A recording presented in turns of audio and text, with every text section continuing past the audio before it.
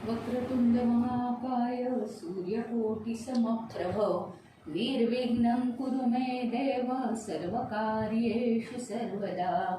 अरुणकमलसंस्था तद्रजः पुञ्जवर्णा करकमलधृतेष्टा भीतियुग्माम्बुजाता करकमलविचित्रालङ्कृतिः पद्ममाला भवतु भुवनमाता सन्ततं श्रीयै नमः। नमो देव्यै महादेव्यै शिवायै सततं नमः।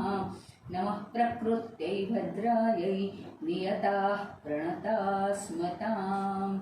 ओम शांति शांति शांति। आज विशेष दिवस आहे। आज विशेष दिवस आहे असं म्हटलं तर फारसं विशेष वाटत नाही। आज आपल्या जीवनातला विशेष दिवस आहे। थोडंसं चांगलं वाटतं।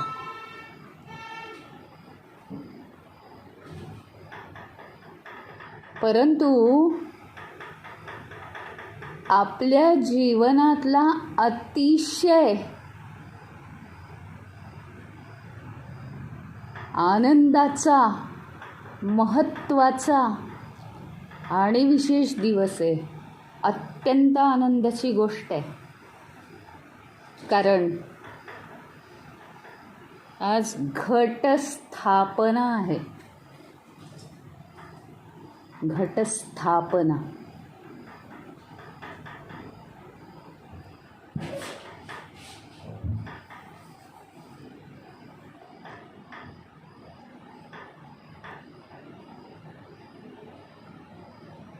असं आहे। घट याचा अर्थ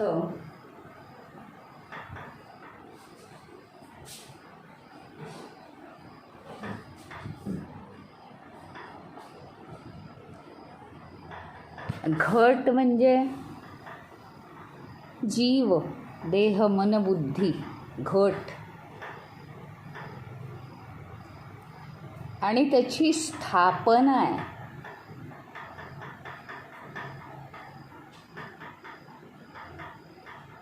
मूर्तीची स्थापना करतात ना मंदिरात। मूर्तीची स्थापना का करतात?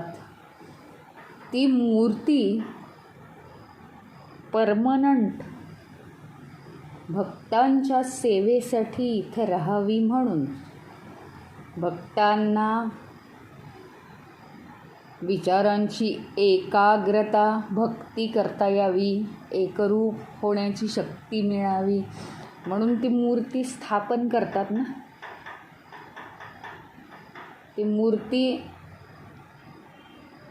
कोणीही उचलून नेऊ नये, ती कोणीही उचलून इकडे तिकडे ठेवू नये, मंत्रविंत्र म्हणून त्याची स्थापना करतात। त्याच्यामध्ये पूज्य भाव आणला जातो।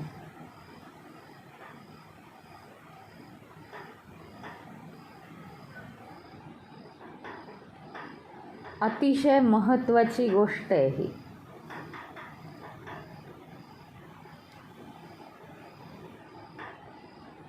एक कोणचीही मूर्ती आपल्याला हा अनुभव येतोच की नाही? येतो हा अनुभव। गणपती बसवतो आपण। गणपती बसवतो म्हणजे काय करतो?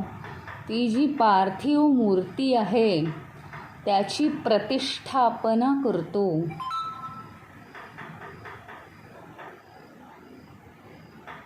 प्रतिष्ठापना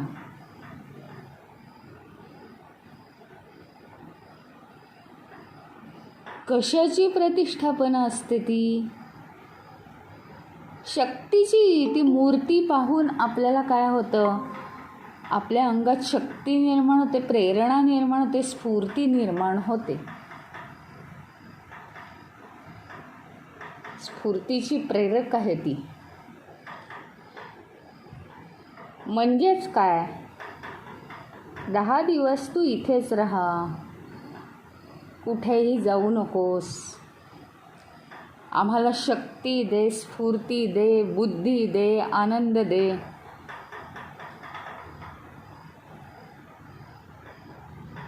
या सगळ्यापेक्षा महत्त्वाची घटस्थापना आहे. शरीर मन बुद्धी रूपी हा जो घट आहे,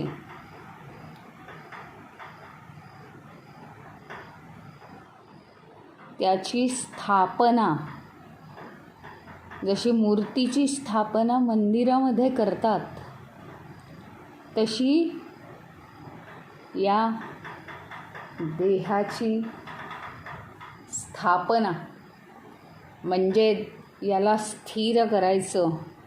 कुठे? साधनेत काय करतो आपण? भगवंताच्या ठिकाणी स्थिर करायचं.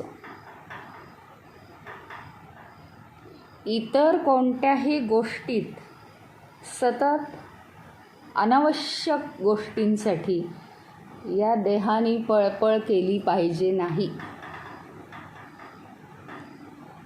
आणि घटस्थापना म्हणजे काय? जशी गणपतीची मूर्ती प्रतिष्ठापना करून तिथे बसवतो मंत्रविधी करून,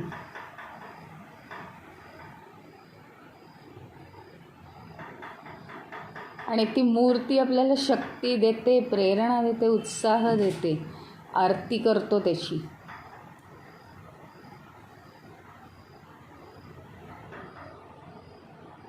त्याचप्रमाणे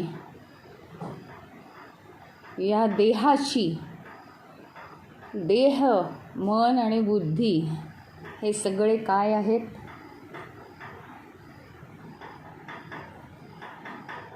एकच देहाचे भाग आहेत. ते घटाचे वेगवेगळे आकार आहेत. ते थोडं सूक्ष्म, थोडं स्थूल.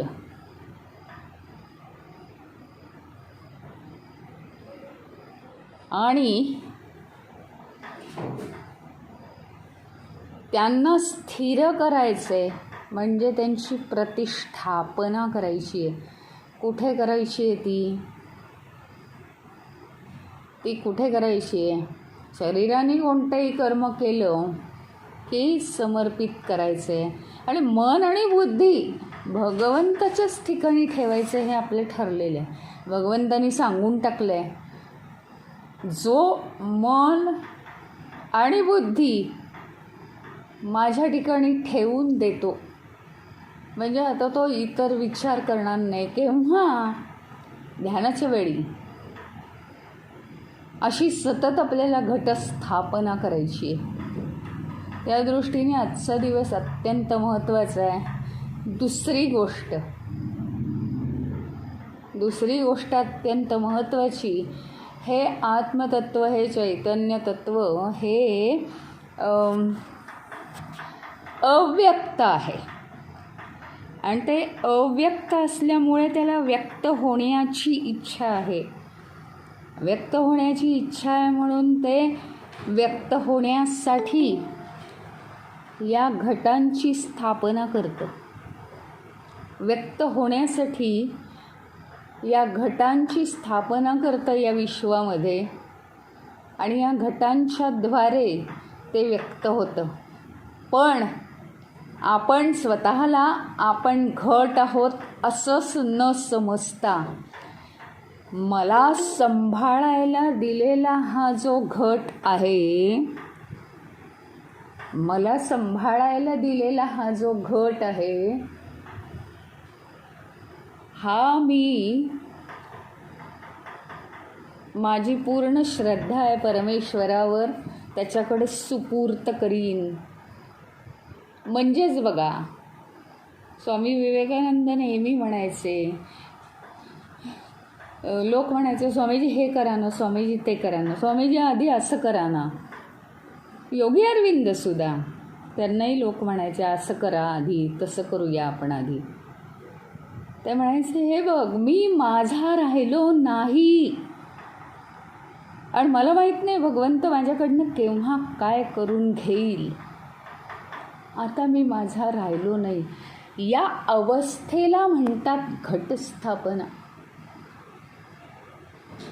भगवंतांनी घटस्थापना केली, अनेक घटांची स्थापना केली, निर्मिती केली देहांची, आणि त्याच्यामध्ये प्रवेश केला. तो व्यक्त करण्यासाठी त्यांच्या थ्रू ते व्यक्त करतात. आपलं काम वेगळं आहे, पण वेगळ्या पातळीवरचे आहोत.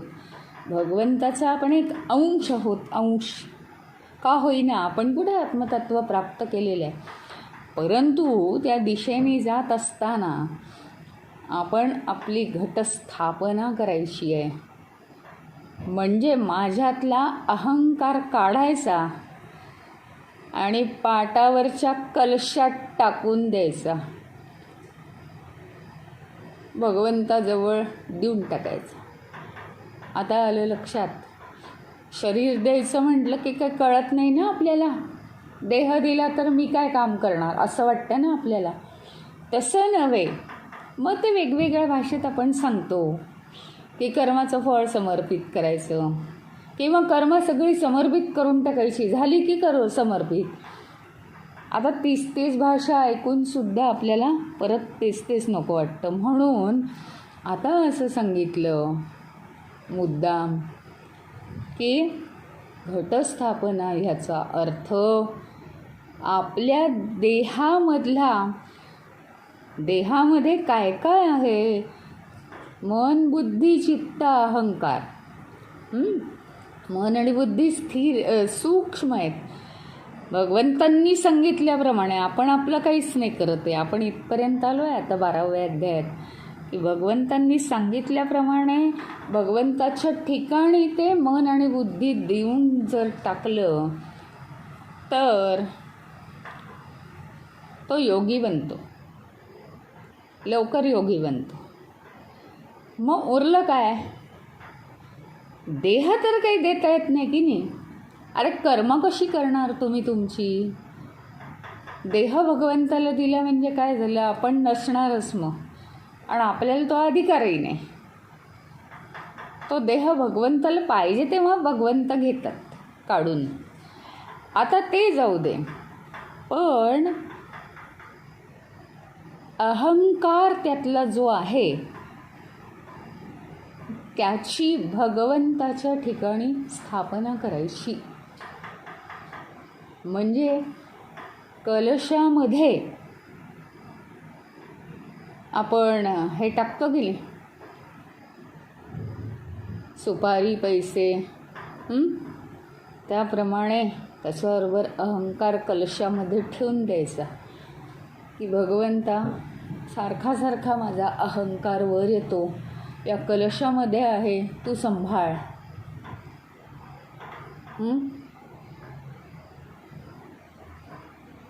याप्रमाणे आजचा दिवस अत्यंत महत्त्वाचा आहे. दुसरी महत्त्वाची गोष्ट म्हणजे आत्ताच मी म्हटल्याप्रमाणे काय आहे, आत्मतत्व हे अव्यक्त आहे आणि त्याला व्यक्त व्हायचं आहे. म्हणजे शिव आणि शक्ती हा प्रकार माहिती आहे का तुम्हाला? किंवा पुरुष आणि प्रकृती, इथे 2 भाव येतात.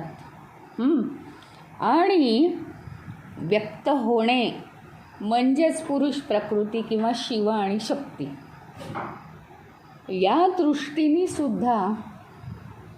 दृष्टीने सुद्धा हा जो देहमनबुद्धी नावाचा हा जो अलंकार आपल्याला दिलेला आहे, हा अत्यंत श्रेष्ठ आहे. अत्यंत श्रेष्ठ आहे, अत्यंत महत्त्वाचा आहे.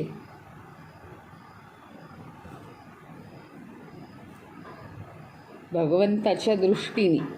म्हणजे काय? म्हणजे असं की व्यक्त ज्यातून होता येतं, ज्यातनं हालचाल आहे. प्रत्येकाची गोष्ट वेगळी असते की नाही. हे बघा, जोपर्यंत दूध तापवायचं आहे तोपर्यंत ते बाजारातून आणणार कसं? पिशवीमध्ये, है ना. त्याला पिशव्या असतात ना दुधाला. आणि जे तापवायचं असेल तर ते कशात घालायचं? पातेल्यात. कंटेनर बदलतात त्याचे, त्याच्या परिस्थितीनुसार कंटेनर बदलतात. त्यामुळे प्रत्येकाचे गुणधर्म वेगळे ना. भगवंत फक्त काय आहेत? त्यांचं केवळ अस्तित्व हे सगळ्या गोष्टींना प्रकाशित करणार आहे. पण व्यक्त होणं हे नाहीच आहे ना मुळी भगवंतामध्ये. आत्मस्वरूपामध्ये व्यक्त होणं ही गोष्टच नाही. आणि आपण काय आहोत? व्यक्त करणारे म्हणून आपण शक्ती आहोत बरं का. शक्ती किंवा प्रकृती. आपण व्यक्त होतो. व्यक्त होण्याच्या कॅटेगरीत आपण मोडतो. म्हणून या कॅटेगरीला शक्ती म्हणतात. अशी ही जी शक्ती आहे, भगवंतानी ही शक्ती निर्माण केली. सगळं त्याच्याच हातात आहे. त्यानेच तर सगळं निर्माण केलं. आपल्या हातात काहीच नाही आहे. मग आपलं जीवन आनंदी करण्यासाठी, कायमचं आपलं जीवन आनंदी करण्यासाठी नुसतं शक्ती राहून चालेल का? शिव आणि शक्ती पाहिजे ना. म्हणून या घटामध्ये शिवाची स्थापना करायची आपण. तेव्हा कुठे परिपूर्ण घट होऊन या घटाची स्थापना होणार आहे. घट परिपूर्ण झाला पाहिजे. शिव आणि शक्ती मिळून घट परिपूर्ण होतो.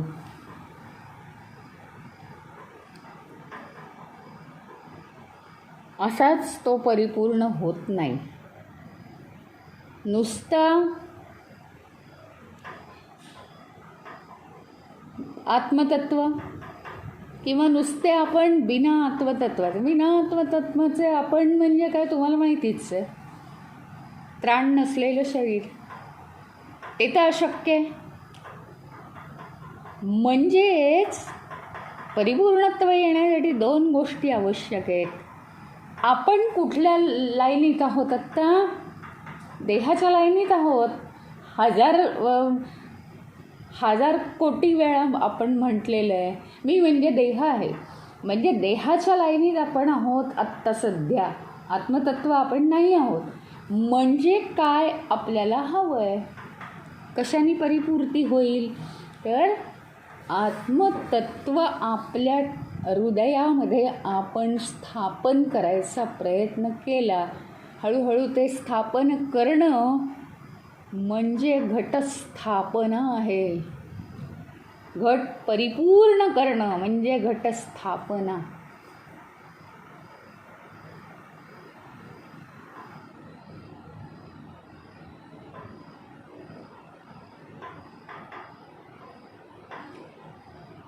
गणपती बसवणं हे सुद्धा काय आहे की जे अव्यक्त आत्मतत्व आहे. मंदिरात जातो आपण, तो काही गणपती बोलत नाही ना आपल्याशी. छान अगदी हसरा चेहरा असतो, सोंड असते, इतके मस्त तेजस्वी डोळे असतात, पण तो काही बोलत नाही ना आपल्याशी. पण तो या 10 दिवसात मात्र बोलतो. तो बोलतो नाही तर आपण बोलतो त्याच्याशी. आनंदाने आरत्या म्हणतो, आनंदाने सजावट करतो. काय करून काय नको असं होतं आपल्याला. तिथे काय होतं माहिती आहे? शिव आणि शक्तीचं मिलनच झालेलं असतं. पण हे जे थोडेफार प्रसंग आहेत जीवनातले, आपल्यामध्ये जागृती नसल्यामुळे आपल्याला ते कायमचे साठवून ठेवता येत नाहीत. आणि आपलं जास्तीत जास्त लक्ष मोहमायेच्या गोष्टींकडे, प्रसाद कोणता केला, बळ कोणतं ठेवलं, आरती कोणती म्हणायची आहे, किती वाजता आरती आहे, हेच का नाही केलं, तेच का नाही केलं, त्यामुळे आपला तो आनंदसुद्धा जातो. नाहीतर केवळ हा शिव भेटल्याचा आनंद हा वेगळा असतो. आणि आत्ताच आपण म्हटल्याप्रमाणे दोन्ही मिळून एक आहे. घटाची स्थापना परिपूर्णतेने केव्हा होणार आहे? आता हे गणपती बसवायचा आहे समजा, किंवा मंदिरामध्ये एखादी विठ्ठलाची मूर्ती आणली, विष्णूची मूर्ती आणली, जे काय आणलं, काय आणली आणि ठेवून दिली, झालं. हार फुलं वाहिली, हे वाहिलं, आंघोळ घातली आणि त्याला गंध हळद कुंकू लावलं, मोठ्या मोठ्याने आरती केली, झालं का? नाही. त्याला प्रतिष्ठापनेचे मंत्र म्हणून आधी अभिषेक केला पाहिजे. म्हणजे काय होईल आपल्या संस्कृती धर्मानुसार, की त्याच्यामध्ये ते, त्या पार्थिव मूर्तीमध्ये ते ईश्वरत्व स्थापन होईल. ईश्वरत्व स्थापन होईल. म्हणजे तिथे सुद्धा काय आहे, एक स्थूल आहे पार्थिव मूर्ती आणि एक अतिसूक्ष्म आहे.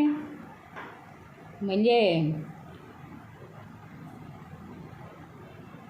स्थापना मंत्रांनी त्याच्यामध्ये दैवत्व आणणं. मग आजचा दिवस हा आपल्या दृष्टीने आपल्यामध्ये साधनेच्या साह्याने देवत्व आणणं म्हणजे प्रतिष्ठापना आहे. प्रतिष्ठापना किंवा घटस्थापना याचा अर्थ परिपूर्णत्व आणणं, शिव आणि शक्ती यांचं मिलन होणं.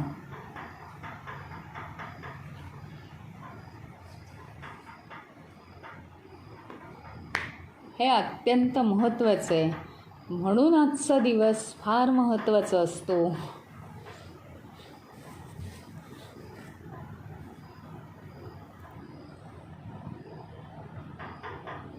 नेमकं काय करत राहायचं या दिवशी? म्हणजे सतत त्या शक्तीची किंवा चैतन्याची जाणीव ठेवायची का? म्हणजे नेमकं काय अपेक्षित आहे? चैतन्याची जाणीव ठेवायची, त्याच्याबद्दल आपण ऋण व्यक्त करायचे की त्या मानाने म्हणजे काहीच कपॅसिटी नसताना पुष्कळ तू मला इथे आणलंस, पण ह्याच्या पुढे पण ने. प्रार्थना करायची की मला या सगळ्यातनं मुक्त कर, किंवा तुझी जशी इच्छा असेल तसं कर, पण मी तुझ्याशी एकरूप व्हावं अशी इच्छा करते. असं अनेक प्रकार आहेत त्याच्यात. आता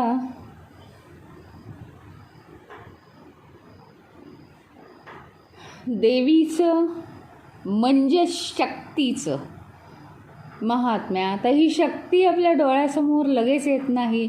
बघा, शिव आणि शक्ती म्हणजे एक पुल्लिंग आहे, एक स्त्रीलिंग आहे. हां, ती स्त्रीलिंग असतं ते व्यक्त होणारं असतं नेहमी. तर पुरुष आणि प्रकृती, पुरुष म्हणजे भगवंत आणि प्रकृती म्हणजे हे सगळ्या व्यक्ती आणि सगळं विश्व. मग आता ते तसं समजत नाही, म्हणून देवी आणि देवता, देव देवी, सर्व देव आणि सर्व देवी, म्हणून देवीची घटस्थापना असं म्हटलं जातं.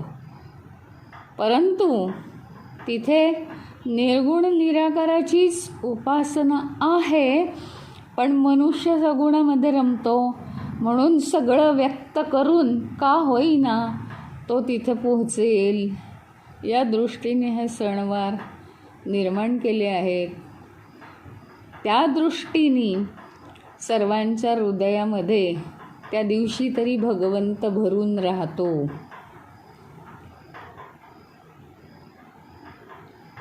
आता त्या देवीचं महत्त्व सांगणारी एक कथा आपण जरा ऐकूया.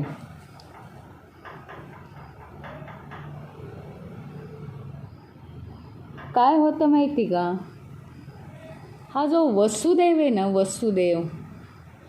वसुदेव देवकी तुम्हाला माहिती आहे. वसुदेवाला सोडून भगवंत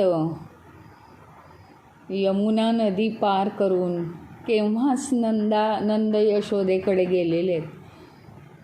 आणि त्याच्या लहानपणापासून, कारण वसुदेव हा काय आहे तसा आत्मज्ञानीच आहे. बघा ना तुम्ही, त्याच्या पोटी जन्माला आलेला मुलगा हा भगवंत आहे म्हणजे काय, तो आत्मज्ञानीच आहे. आणि म्हणूनच तो एवढं सहन नाही करू शकला सगळे धक्के. परंतु जन्म होताच आपला मुलगा भगवंता समान असणारा आणि इतके गुण की तो सगळीकडे, नुसत्या गोकुळातच काय पण सगळीकडे तो प्रसिद्ध होतोय. आणि हा माझा मुलगा, माझा पुत्र रत्न, एवढा कीर्तिमान मुलगा लहानाचा मोठा होतोय आणि तो माझ्याजवळ नाही आहे, याचं एक त्याला सतत दुःख होतं. शेवटी त्याची कृष्णाशी कशी भेट होते, केवळ देवीच्या शक्तीमुळे. हे देवी ही शक्ती आहे. काय आहे माहिती का, आपण शक्ती आहोत, भगवंत हे शिव आहेत. एवढं जरी म्हटलं ना तरी साधी शक्तीसुद्धा परिपूर्ण नाही आपल्यात. त्याचं कारण ती मेंटेन करावी लागते, डेव्हलप करावी लागते. शारीरिक शक्ती म्हटलं तर तशा पद्धतीने शरीराला कोणतेही रोग होऊ न देता त्या पद्धतीने सगळं खाणं पिणं डाएट हवं. नंतर मानसिक शक्ती म्हटलं तर कोणत्याही इंद्रियांना न चिकटता, म्हणजे इंद्रियांकडून इन्फॉर्मेशन मिळेल त्याबद्दल जागरूक राहणं, पण इंद्रियांचा मोह न करता सगळं अतिशय कंट्रोल असणं, संयमन, आत्मसंयमन असणं मनाचं, आणि बुद्धीचं सुद्धा योग्य विवेक करणं, याला म्हणायचं योग्य शक्ती. ही शक्तीसुद्धा आपली परिपूर्ण नसते, बुद्धी नीट चालत नाही आणि काय काय होतं आपल्याला. मन दुःखी होतं आणि आपण अगदी हे होऊन जातो, गार पडतो आपण आणि काहीच सहन होत नाही. मग ही कुठली आली शक्ती, ही शक्ती नाही आहे.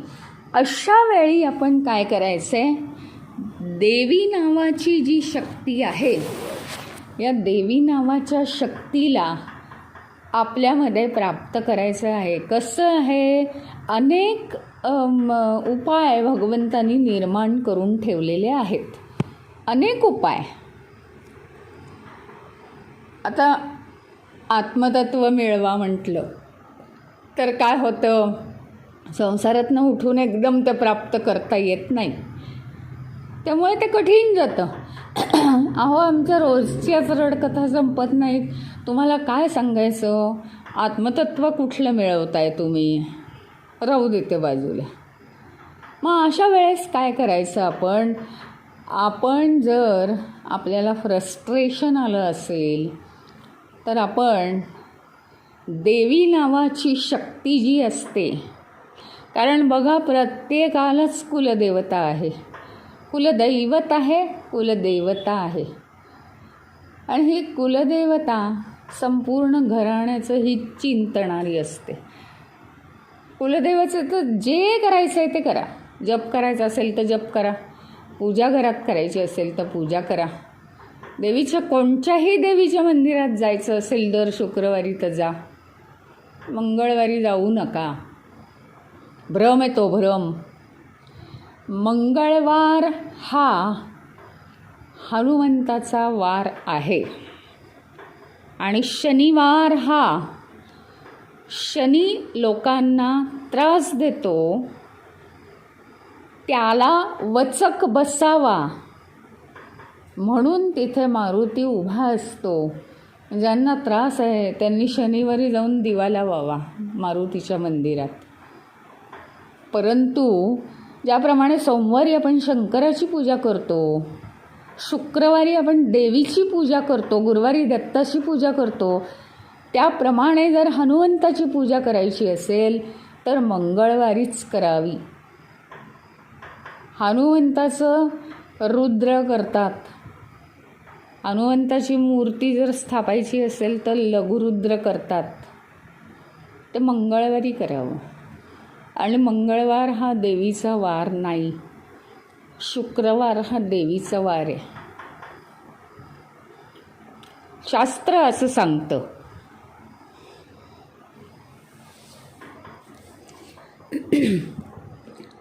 तर हा जो वसुदेव आहे त्याच्या मनामध्ये खूप दिवसाचं चाललेलं आहे की मी भेटलो नाही माझ्या मुलाला.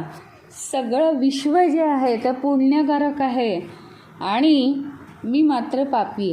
एवढा माझा मुलगा भगवंता समान आहे तरीसुद्धा मला त्याची भेटसुद्धा कधी झाली नाही आणि भेटता आलं नाही.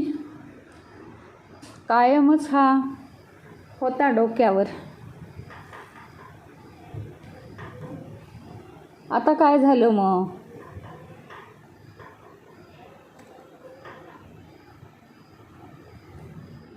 ती एक प्रसेन नावाचा मनुष्य होता. प्रसेन, हां, बॅकग्राऊंड बघा.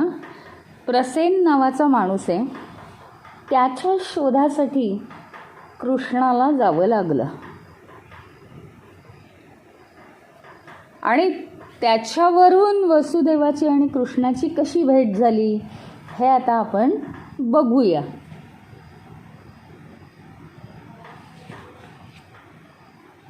द्वारकेमध्ये सत्राजित नावाचा एक भोज वंशातला सूर्याची उपासना करणारा मनुष्य राहत होता. त्याची अत्यंत ही सूर्याची तपस्या पाहून सूर्याने एक दिवस त्याला आपल्या लोकांमध्ये फिरवून आणलं. खुश झाला सूर्य आणि त्याला सांगितलं, तू माझ्यासारखा तेजस्वी होशील आता, पण नुसतं कसं होशील तेजस्वी?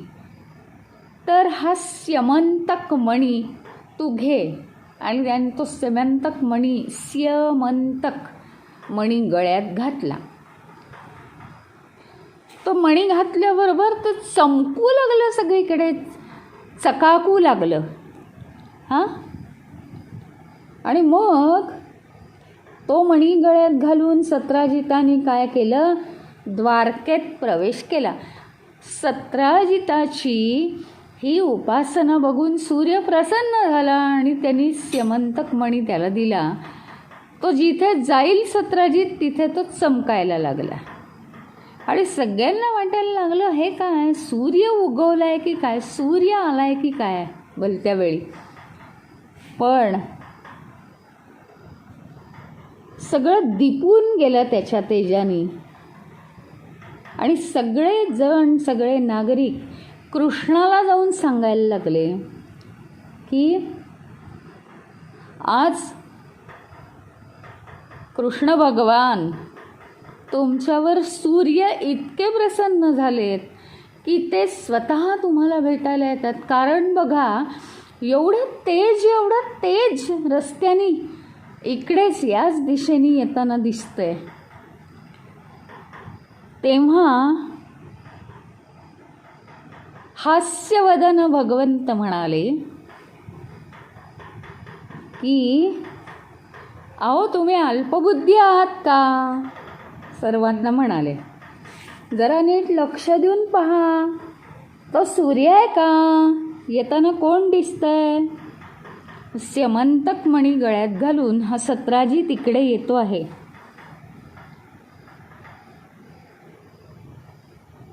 सत्राजिताने घरात प्रवेश केला.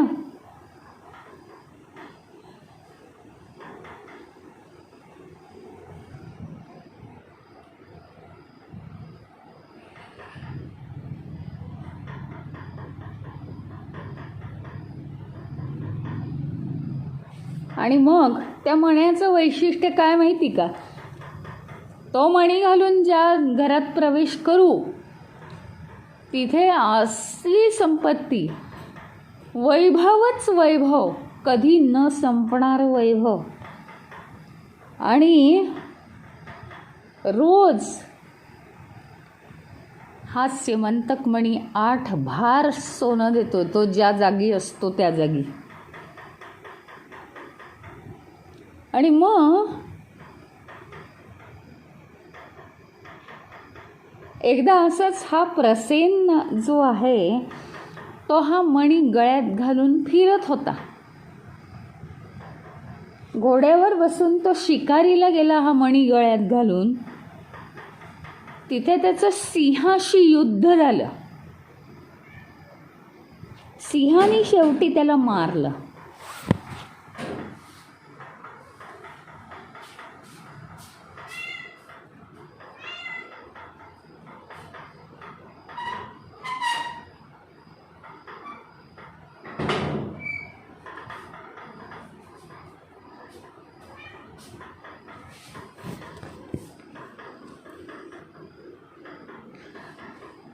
सिंहाने त्याला मारलं. आणि तो मणी काढून घेतला. काय चमकतंय, काय चमकतंय, कोणी पण घेणारच ना, प्राणी असो काही असो. आणि पुढे सिंहाच्या हातात तो मणी आहे, केवढा चमकतोय, केवढा चमकतोय. तिथे आतमध्ये गुहेमध्ये जांबुवंत बसले होते. जांबुवंताची नजर त्या स्यमंतक मण्यावर गेली आणि जांबुवंतानी सिंहाला मारून तो मणी घेऊन टाकला. नंतर जांबुवंताने काय केलं, आपल्या मुलाला खेळायला देऊन टाकला. गुहेत तो मुलगा खेळतोय त्या मण्यानी. द्वारकेमध्ये अजून प्रसेन का नाही आला. प्रसेन हा मणी घालून गेला होता ना. सत्राजिताला खूप दुःख झालं. प्रसेन परत काय येत नाही आहे, प्रसेन परत काय येत नाही आहे. सत्राजिताला खूप दुःख झालं. आणि तो म्हणजे आता दुःखाच्या गर्तेत असल्यामुळे म्हणायला लागला, माझ्या मुलाचं या स्यमंतक मण्यामुळे बरं वाईट झालं नसेल, कुणाला पाहावलं तर नसेल. असं करता करता काय झालं माहिती का, एके दिवशी कृष्णाच्या कानावर काय पडलं की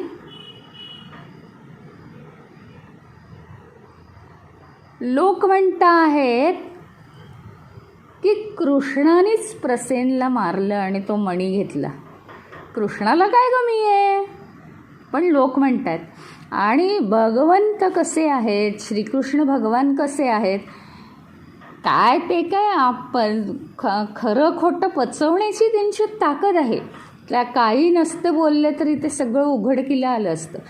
परंतु ठोसास ठोसा सगळं हे नीती नियम दाखवण्यासाठीच तर मुळी त्यांचा जन्म आहे ना. म्हणून ते निघाले समाजासमोर खरं आणण्यासाठी. प्रसेनच्या शोधात आता भगवंत निघालेले आहेत. लोकांमध्ये अशी कुजबूज झाल्यावर ते स्वतः निघाले आणि आपल्यावर विनाकारण हा आळ येतो आहे याला आपण थांबवायला पाहिजे. मग काय झालं, गुहेत शिरले. तिकडे गुहेच्या बाहेर प्रसेन रक्ताच्या थारोळ्यात पडलेला दिसला. हे कृष्णाला अपेक्षित होतं, कारण तो स्यमंतक मणी घालून निघाला कशाला. तिकडून हे सगळं पाहिल्यावर पुढे श्रीकृष्ण गुहेत गेले. गुहेत गेल्यावर तिथे हा जांबुवंताचा मुलगा स्यमंतक मणी खेळत होता आणि म्हणून त्याच्याकडनं हळूच तो मणी काढून घेणार इतक्यात तो मुलगा घाबरला, कोणतरी वेगळंच आलंय म्हणून जरा ओरडला आणि तिथे जांबुवंत आले. जांबुवंताचं आणि कृष्णाचं घनघोर युद्ध झालं.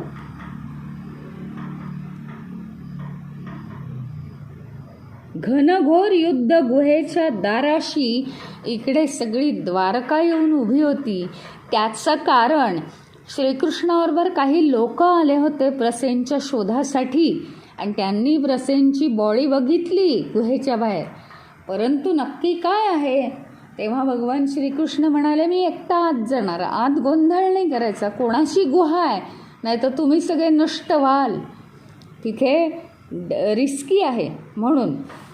आणि अक्षरशः द्वारकेहून आलेली ही सेना श्रीकृष्णाबरोबर आलेली 12 दिवस झाले तरी श्रीकृष्ण बाहेर यायला तयार नाही. खाणं नाही, पिणं नाही, तहान नाही, पाणी नाही. 12 दिवस गुहेच्या दाराशी ही संपूर्ण द्वारकेची सेना वाट पाहत होती. घनघोर युद्ध झालं आणि ह्या सत्र्याजितांनी प्रसेनला स्यमंतक मणी देऊन पाठवलंच का वगैरे लोक दोष देऊ लागले. अनेक गोष्टी त्यांच्यामध्ये होऊ लागल्या. असं होतंच, लोक गोंधळून जातात आणि सगळ्या प्रकारच्या गोष्टी करू लागतात. हे काय की तिथे आले नारद मुनी, आपल्याला अपेक्षा आहेच आता त्यांची. मग तिथे वसुदेवानी त्यांची पूजा केली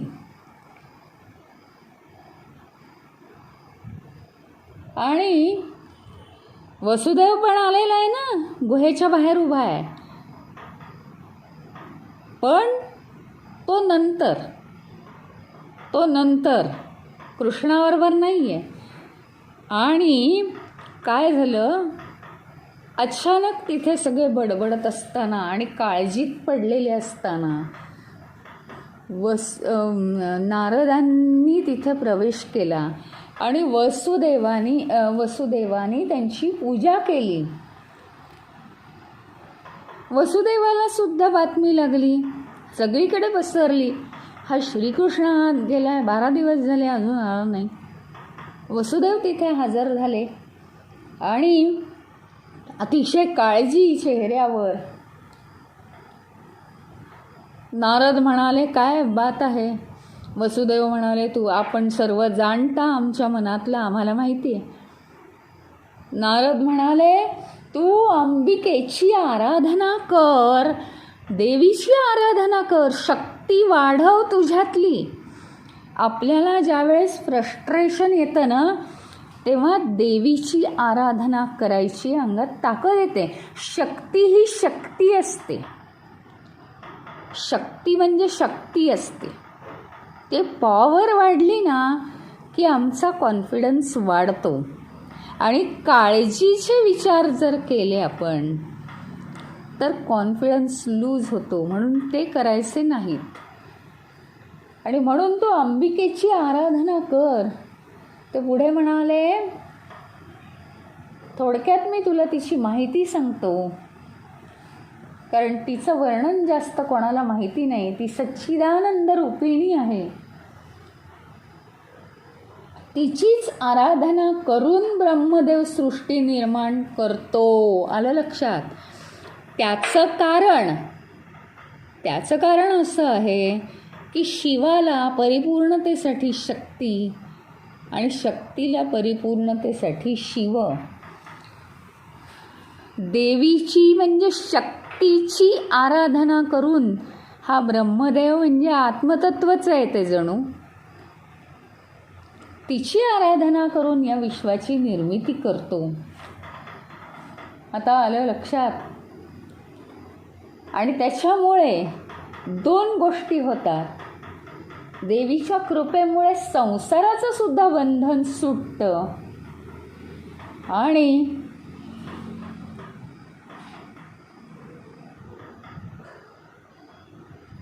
कोणत्याही गोष्टींचं जे संकट आहे त्याचा पण तीच नाश करते.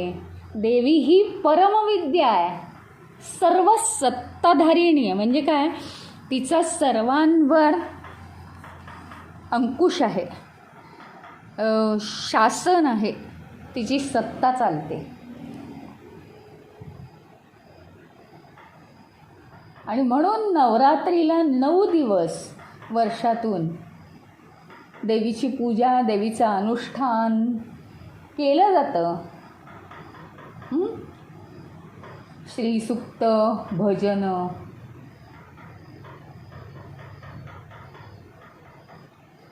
आणि मग नारदांनी वसुदेवाला एक देवीचा पूर्वीचा देवीबद्दल अनुभव सांगितला की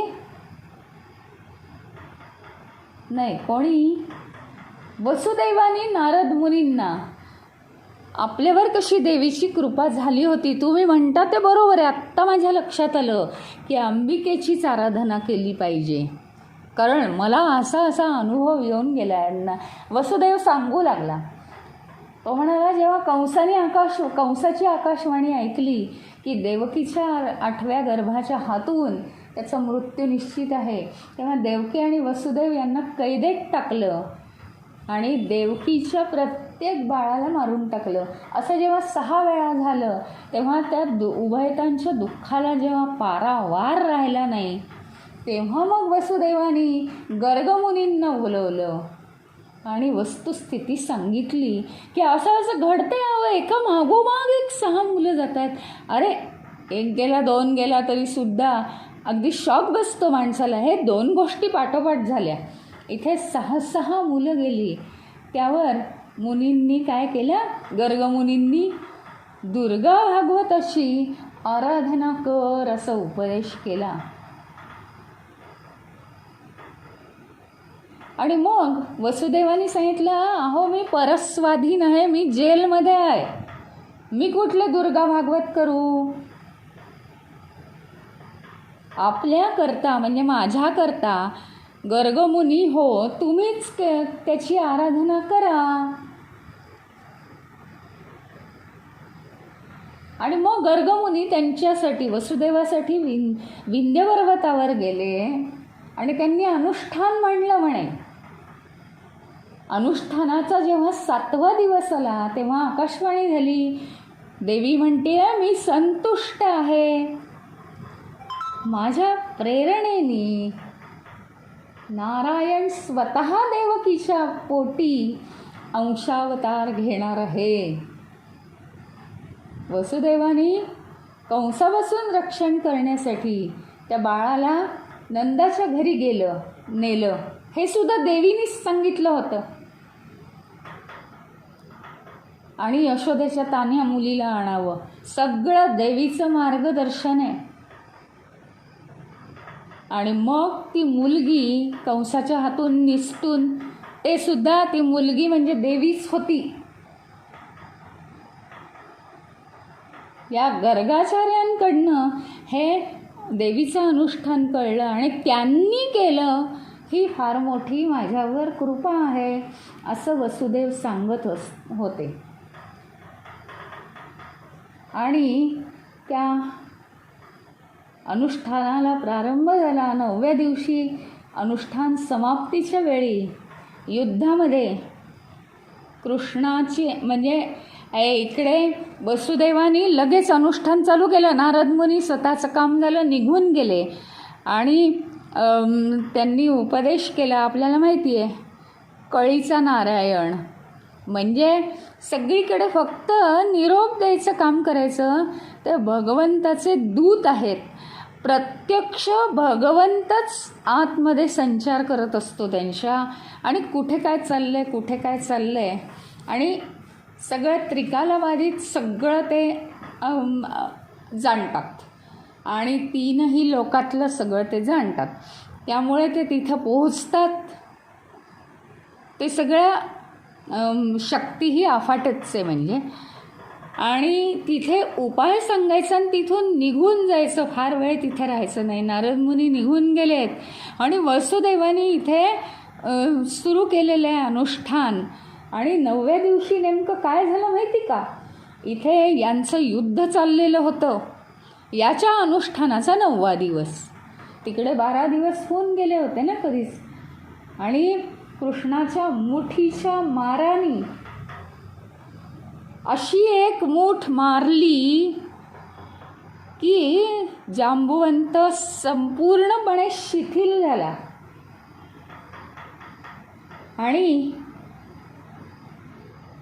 त्याच वेळी श्रीराम अवताराची त्याला आठवण झाली. म्हणजे श्रीराम अवतारात सुद्धा असंच घडलेलं आहे.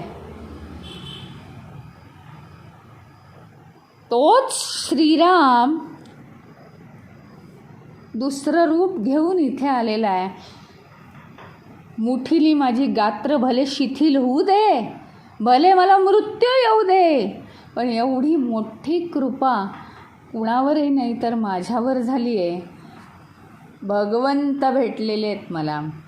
श्रीराम होता तोच श्रीकृष्ण होऊन पुन्हा माझी सेवा करायला आला आहे. माझ्यातला दुष्टपणा मृत्यूच्या द्वारे घालवून मला मुक्त करायला आलेला आहे तो. जांबुवंताने हात जोडले, क्षमा मागितली आणि भगवंताच्या आगमनाचं कारण विचारलं. मणी तर त्याला परत देऊन टाकला. आणि अतिशय खुश होऊन, आता कृष्णा माझं मरण जवळ आलं आहे, माझी अतिशय सुंदर मुलगी आहे जांबुवंती नावाची, तर तिचा तू स्वीकार कर. आणि तिचा विवाह भगवंताशी लावून दिलेला आहे.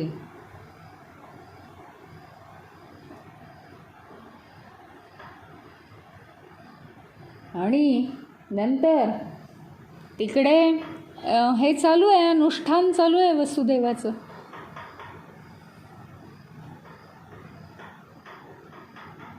पत्नी म्हणजे जांबुवंती आणि मणी या दोघांसह कृष्णाने तिथे द्वारकेत प्रवेश केला. आनंदी आनंद झाला आणि वसुदेवाशी त्याचं मुख्य म्हणजे मिलन झालं. दोघांनी एकमेकांना मिठी मारली आणि माहितीच आहे ही भेट म्हणजे अतिशय उच्च भेट आहे.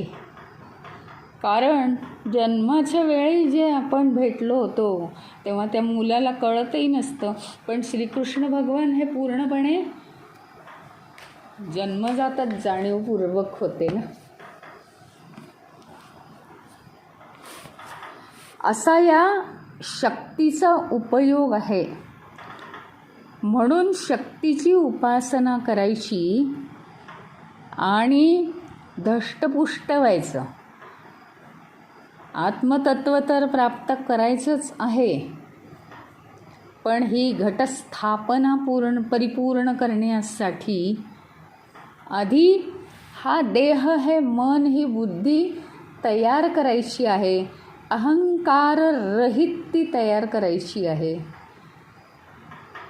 अहंकार भगवंताकडे देऊन टाकायचा आणि आत्मप्राप्तीचा आपल्या आतमध्ये प्रवेश करून घ्यायचा. म्हणजे घटस्थापना, घटाची स्थापना.